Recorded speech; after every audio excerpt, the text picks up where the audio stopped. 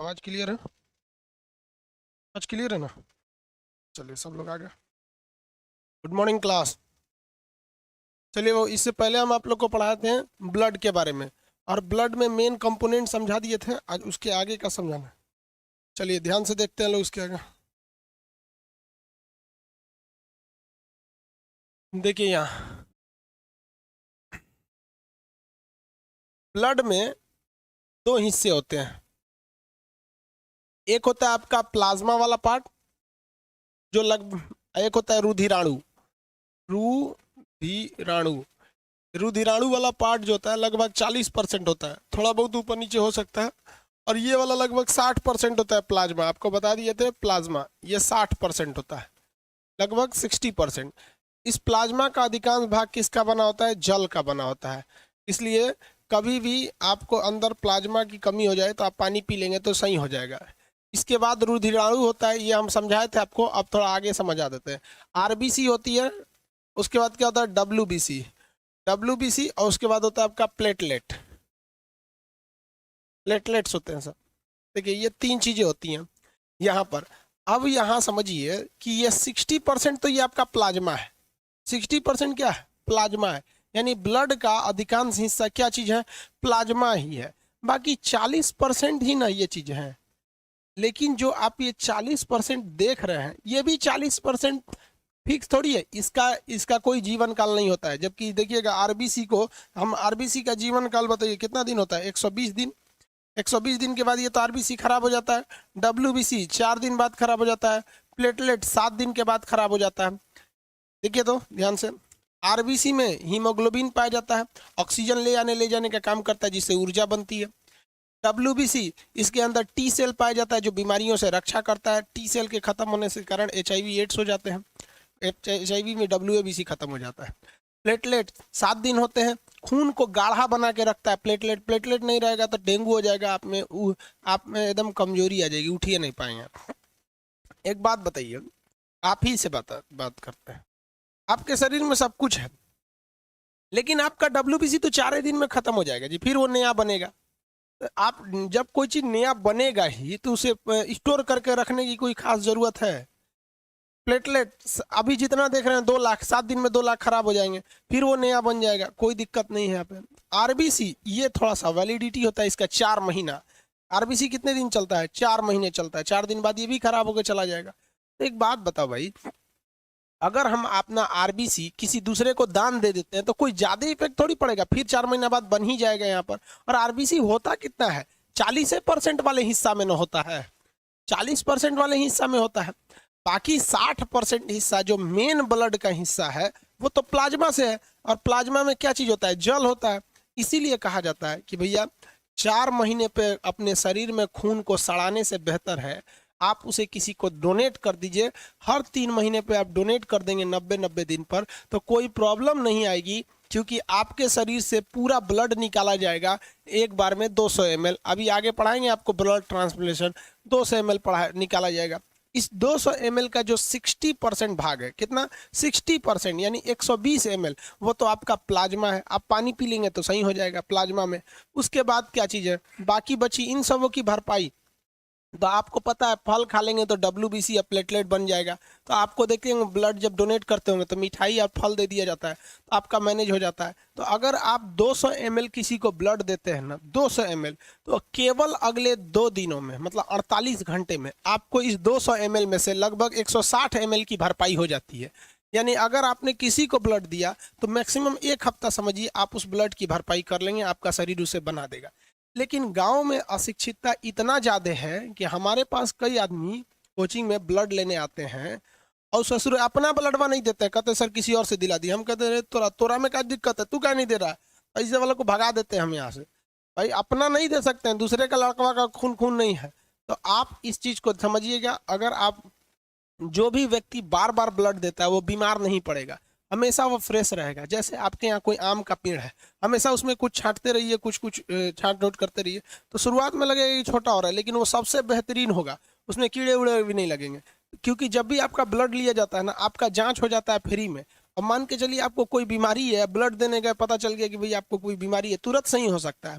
तो आप इस अशिक्षितता से हटिए, स्वेच्छा से जाइए, हर 3 महीने पे दान दे दीजिए। आपके लिए ये जरूरी है, फायदेमंद होता है। नहीं तो ऐसे पड़े रहेंगे तो कोई फायदा नहीं है। अगर आपको लगता है कि हनुमान जी के मंदिर में जाके 200 रुपया का पेड़ा चढ़ा देंगे, तो हनुमान जी इतना बेवकूफ नहीं है, वो पेड़ा खाने के लिए नहीं भुखाइले हैं, वो श्रद्धा देखते हैं वहां पर कि आप 200 रुपया का पेड़ा चढ़ाएगा तो कहेगा हनुमान जी पास कर दीजिएगा। अरे भाई साहब, हनुमान जी पास कर दीजिएगा, उनको नहीं देख रहे हैं। अगर आप किसी व्यक्ति को, कोई मर रहा है, अगर आप उसे ब्लड दे दीजिए और भगवान के पास जाइए भी नहीं, तो भगवान को कितना अच्छा फीलिंग होगा। भगवान को कैसा फीलिंग होगा पता है? 3 इडियट में जो आमिर खान रहता है, उसकी जो वायरस रहता है यानी प्रोफेसर, उसकी बेटी का डिलीवरी कराता है, बेटी और बच्चे दोनों के जान बचाता है, उठ के चुपचाप बैग लेके चला जाता है। तो फिर वो आता है ना उसको, भाई चल तू कॉलेज में जा, वैसे ही भगवान को फीलिंग आएगी, यार ये कितना अच्छा लड़का है, पेड़ा उड़ा नहीं चढ़ाया लेकिन किसी की जान बचाया। तो आपका ब्लड किसी के काम आ सकता है। आप ये देहाती मेंटेलिटी से निकलिए, इससे कुछ नहीं होता है। देहात छोड़िए ना, आज भी शहर के लोग को लगता है ब्लड दे देंगे तो हमारा जान चल जाएगा। ये बकलोल, उसे देर तो खून चूस जाएगा, तोरा बियाह हो जाएगा तो मेहरारू आके खून चूस जाएगी। उससे अच्छा ब्लड डोनेट कर दो, नहीं रहेगा तो पत्नी भी नहीं चूसेगी, उसको भी पता है इसके पास ब्लड कहाँ है। समझ में आ गया कि नहीं आ गया? इसलिए ब्लड डोनेट करने से कोई लॉस नहीं होता है। आप पानी पी सकते हैं, कोई दिक्कत नहीं आएगा। हो गया?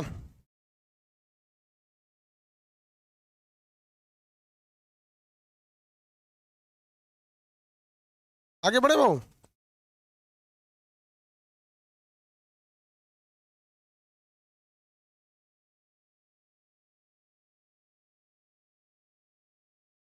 डोनेटेड ब्लड भी खराब हो सकता है, क्यों नहीं खराब हो सकता? लेकिन जब आप डोनेट करते हैं तो इतने मरीज हैं, जो ब्लड बैंक होता है उनका आपस में कनेक्शन होता है, इस ब्लड बैंक से घटा तो उसमें चले जाते हैं, फिर वो ब्लड बैंक में खराब होने की संभावना बहुत कम है। खराब होने से पहले आपकी बॉडी में उसे चढ़ा दिया जाता है, तो कोई खास दिक्कत नहीं आते हैं सब। तो जब आप ब्लड देते हैं तो इसे कहा जाता है होल ब्लड। क्या कहा जाता है? Whole blood. क्योंकि होल ब्लड देंगे तो सब चढ़ा दिया जाएगा।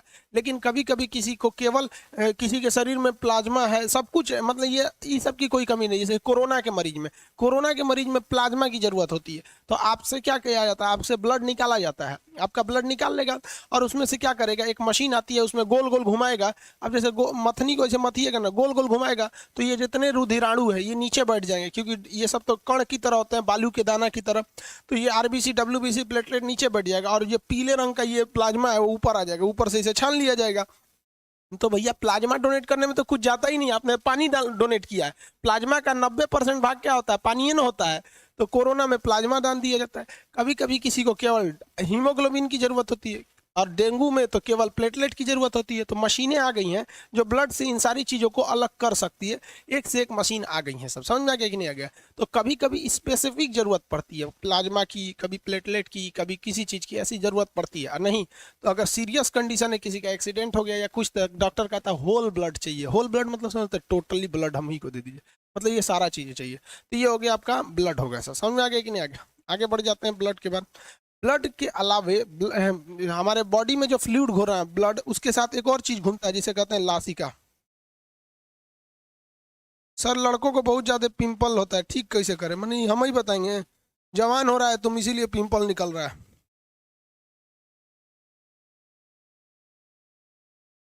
समझ आ गया कि नहीं? पिंपल निकल रहा है। दाढ़ी मोछ जब आता है ना लड़कों का, तो पिंपल्स निकलते हैं उस वक्त में, क्योंकि बॉडी एडजस्ट करने में दिक्कत हो जाता है। उसको समझ में नहीं आता कि दाढ़ी मोछ क्यों आ रहा है। तो एक एज होता है जब आपको पिंपल्स निकलना चालू हो जाते हैं, वो आपका 14 से 18 17 साल के बीच में खूब पिंपल्स निकलेंगे। उसके बाद वो एज खत्म हो जाएगा, आपका बॉडी समझ जाएगा कि भैया पिंपल्स नहीं, केवल दाढ़ी निकालना है। आज हम लोग, अगर हम पता है नहाने के टाइम हम कभी कभी सर्फ एक्सल से नहा लेते हैं, साबुन जो रहता है, कोई दिक्कत नहीं, जो मन साबुन लगा दिए, कभी फेस वॉश, कुछ नहीं निकलता है। लेकिन एक हम लोग का भी एज था जब पिंपल्स वगैरह निकलते थे। बाकी क्रीम पाउडर थोड़ा कम लगाया कीजिए, उससे भी थोड़ा इफेक्ट पड़ते हैं सब। आगे देखिए, जो ब्लड होता है बाबू, हमारे शरीर में जो फ्लूइड घूम रहा है, फ्लूइड मतलब होता है जो लिक्विड, ये जो लिक्विड घूम रहा है, इस लिक्विड में केवल ब्लड ही नहीं है, ब्लड के अलावे और भी एक चीज है जिसे हम लोग कहते हैं लासिका या लिम्फ। तो हमारे बॉडी में जितना भी फ्लूइड, फ्लूइड समझते हैं? फ्लूइड मतलब क्या होता है? तरल, तरल पदार्थ। जितना भी हमारे बॉडी में तरल घूम रहा है, ये दो तरह का है। एक है आपका ब्लड, जिसके बारे में हम आपको पढ़ा दिए। एक क्या चीज है बाबू? आपका ब्लड है, ये घूम रहा है। और एक आपका लिम्फ, लिम्फ इसे कहते हैं लासिका। लासिका क्या करता है? लासिका जो होता है एक तरह का समझिए कि डब्ल्यूबीसी का ही काम करता है।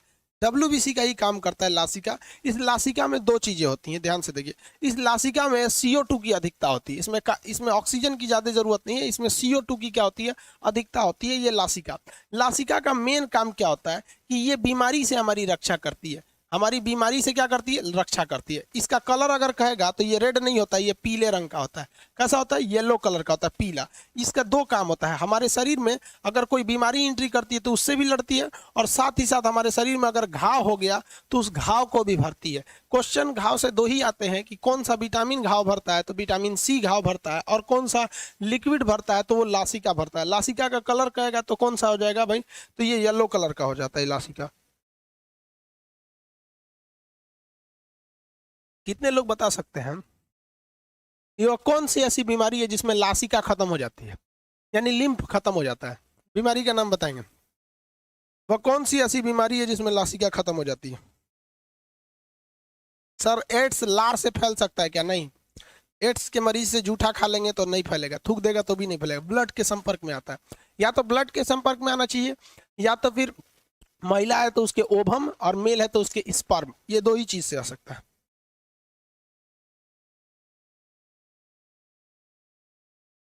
HIV में नहीं भाई, कैंसर में, शुगर में गलत गलत, पोलियो में, वेरी गुड, पोलियो में बहुत लोगों का आंसर सही है, पोलियो में।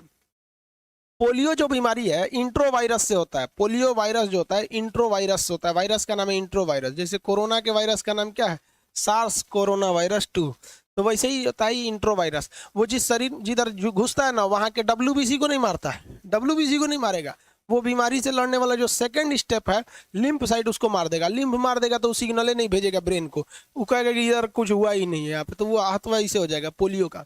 भारत 2014 में पोलियो 13 में पोलियो मुक्त घोषित हो गया।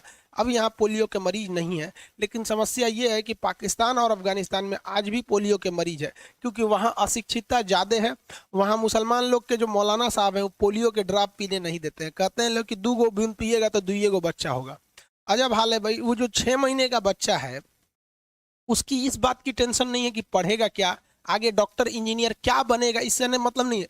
मतलब ये है कि अगर बच्चा कैगो पैदा होगा, और वहाँ के सरकार भी वैसी लोल है। अरे भाई जब वो कहता है 2 बूंद से 2 गो बच्चा होगा तो 20 गो बूंद पिया दो, जो ने बहाने पोलियो ठीक हो जाएगा। दिक्कत ये है कि अगर पोलियो वायरस पाकिस्तान में जिंदा रहा तो इंडिया में एंट्री मार जाएगा, जिस तरह कोरोना कैसे था चाइना में, इंडिया में मारा कि नहीं मारा। तो हम लोग को पाकिस्तान अफगानिस्तान से दिक्कत है इसी बात के। लेकिन हमको क्या मतलब है तुरंत वहाँ कोरोना पोलियो हो या ना हो, इसलिए भारत सरकार ने भी नियम बना दिया कि जो भी व्यक्ति पाकिस्तान से अगर इंडिया आएगा तो उसके लिए केवल 2 रास्ते हैं, या तो वो मुंबई एयरपोर्ट से आए, या तो फिर वो दिल्ली एयरपोर्ट से आए, और वहाँ पे उन लोग के लिए अलग से एंट्री है जहाँ पोलियो पिलाया जाएगा। बड़ बुझे सबको पिला देते, पी पी पी। यहाँ पर इंडिया में आएगा तो इंडिया का नियम लगेगा। अलग हाल है भैया, मलाला यूसुफजई को भी मार दिया था, वहाँ कोई पोलियो पिलाने जाता तो बम मार देते हैं सब। तू यहाँ पे आ रहा है 2 गो बच्चे हो गए, यहाँ पे हद है भाई। भारत में ले आके छोड़ दो, यहाँ आदमी जितना बच्चा बोलेगा आदमी लोड करके भेज देगा, बाघा बॉर्डर से जाओ। अच्छा हाल है। तो ये लिम्फ जो होता है पोलियो नामक बीमारी में खराब हो जाता है। ये किस कलर का होता है, येलो कलर का होता है। इसलिए कभी आप देखे होंगे अगर आपका कहीं दीवार में रगड़ा गया या हल्का सा छिला गया ना, तो येलोइस कलर की एक पानी आती होगी, हल्का सा कहीं छिला गया तो आदमी, जिसको देहात में बोलते हैं पंछा फेंक रहा है, कहीं ऐसे रगड़ा गया ना दीवार से ऐसे, तो हल्का येलो येलो आता होगा। वो क्या रहता है, प्लाज्मा लासिका रहती है। और यही लासिका क्या करती है, घाव भर देती है। आप देखेंगे लासिका जब घाव भर देती है यहाँ पर, तो हल्का हल्का यहाँ पर येलो येलो टाइप का कुछ आता है जो घाव भरने में मदद कर देता है। तो लासिका तंत्र तो समझ में आ गया हमारे बॉडी में। लासिका क्या करता है, आगे बढ़े, किसी को कोई दिक्कत है? प्रकाश कुमार कर रहे सर ओनली चैट हो रहा है, लाइव ज्वाइन नहीं हो रहा है, क्या करें रे लोल कहीं का, तो का अमेरिका से आया है, कह रहा है कि सर चैट हो रहा है। मैंने हम तो आप सबका बतिया हम ही डिस्क्राइब कर दे रहे हैं। सर ब्लड रेड ही क्यों होता है, हीमोग्लोबिन के वजह से। बाबू जिसके बॉडी में कल भी बताए थे कॉकरोच में हीमोग्लोबिन नहीं होता है, ब्लड के अंदर जो आरबीसी होता है, आरबीसी में हीमोग्लोबिन होता है, जिसके कारण ब्लड कैसा हो जाता है, लाल हो जाता है। आगे बढ़े,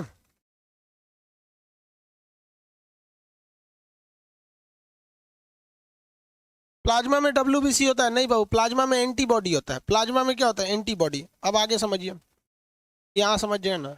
अब ब्लड के काम को समझिए, वो तो आप लिम्फ के काम को समझ गए, आप थोड़ा ब्लड के काम को समझते हैं। ब्लड में ज्यादा अधिकता किसकी होती है, ऑक्सीजन की होती है। प्लाज्मा किस, देखिए लिम्फ किस कलर का होता है, पीला। तो ब्लड किस कलर का होता है, रेड कलर का होता है। इसका काम क्या होता है, बीमारी से रक्षा करना, तो इसका काम नहीं होता। इसका काम क्या होता है, ऑक्सीजन का परिवहन करना, बहुत सारे काम है। टेम्परेचर, हमारे शरीर में तापमान को बनाए रखना। आपने कभी सोचा है कि हमारा जो शरीर है ये 37 डिग्री ही गर्म रहता है, मतलब लगभग 98 डिग्री फ़ारेनहाइट, ये हमारा बॉडी का टेम्परेचर है। ये 98.6 होता है, 98 लिखे। ऐसा क्यों होता है, आप अगर रोटी बनाएंगे तो एक ना एक टाइम ठंडा हो जाएगा, कुछ भी चीज़ बनाएंगे गर्म करेंगे तो एक ना एक टाइम ठंडा हो जाएगा। लेकिन हमारा बॉडी जब से पैदा हुआ है और तब से लेके आज तक 37 डिग्री सेल्सियस या 98 डिग्री फ़ारेनहाइट पर ही गर्म क्यों है। इससे थोड़ा सा ज़्यादा हो जाता है तो बुखार हो जाता है, कम हो जाता है तो ठंडा लगने लगता है। आखिर ये मेंटेन कौन करके रखा है, तो ये ब्लड मेंटेन करके रखा है। कैसे, जैसे मान लीजिए हमारा हाथ है, इसको हम ऐसे ऐसे करेंगे तो ये हाथ कैसा हो जाएगा, गर्म हो जाएगा। अगर तेज रगड़ेंगे तो ज़्यादा गर्म हो जाएगा,